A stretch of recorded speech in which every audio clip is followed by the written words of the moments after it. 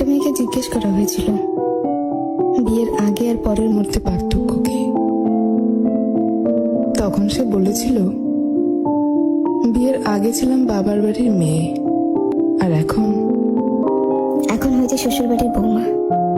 আগে আমার মুখে সবাই খাবার তুলে দিত, আর এখন আমাকে সবার মুখে খাবার তুলে দিতে হয়।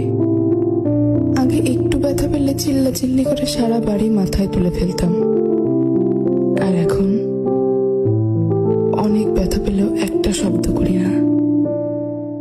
আগে হাসার জন্য মা বকতো, আর এখন কাঁদতে গেলেও ভয় হয়। আগে একটু মন খারাপ হলে মা বুঝে ফেলতো, কিন্তু এখন ভেতরটা চুরমার হয়ে গেলেও কেউ টের পায় না। আগে ভাবতাম বাইরের জগৎটা অনেক শান্তি, কিন্তু এখন বুঝি মায়ের আঁচলে